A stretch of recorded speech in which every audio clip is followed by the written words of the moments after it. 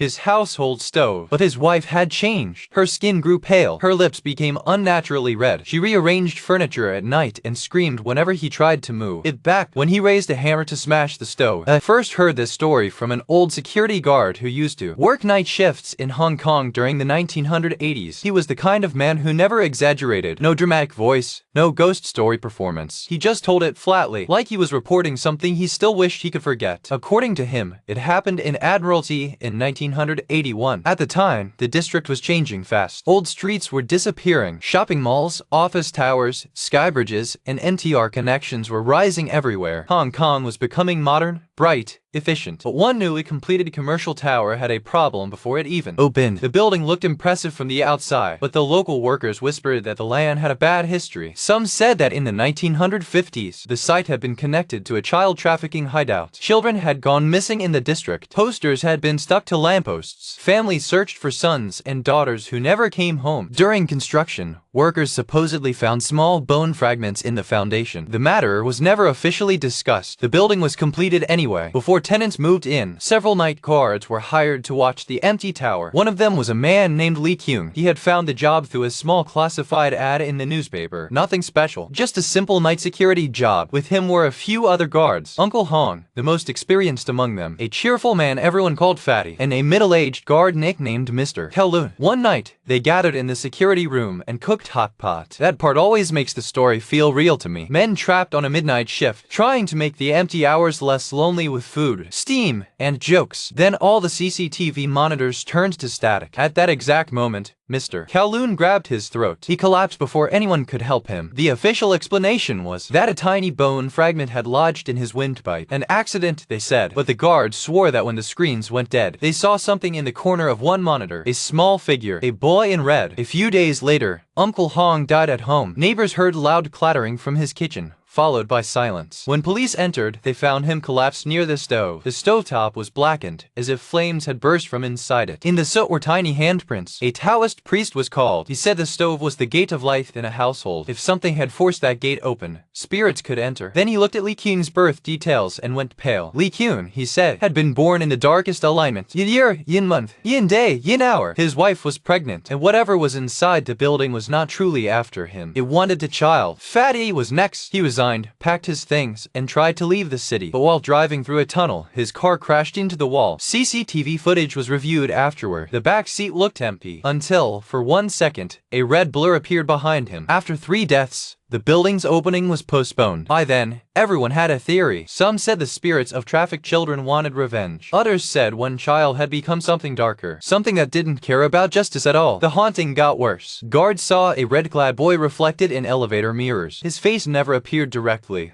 only in glass. The plaza fountain supposedly showed his reflection at night. In the basement, guards heard nursery rhymes sung by thin, overlapping voices, and the elevators kept going down by themselves, always to B3. The priest told Lee Kyung there was one chance left. He had to seal 3 geomantic gates inside the tower and destroy his household stove. But his wife had changed. Her skin grew pale. Her lips became unnaturally red. She rearranged furniture at night and screamed whenever he tried to move it back when he raised a hammer to smash the stove. She clutched her belly and cried that he was killing their unborn child. He stopped. Days later, the priest was found dying. His final message was simple. The bones were in the storm drain on B3. Seal them with blood. So Lee Kyung went down alone. The basement was filled with greenish mist. At the end of the corridor stood Mr. Kowloon, dead and silent, beckoning. Then the elevator opened. Children were laughing inside. A small boy in red stepped out, smiling far too widely. Lee Kyung found the drain. Inside were small, brittle bones. He cut his palm and let blood drip onto them. The boy stopped laughing. Then he whispered,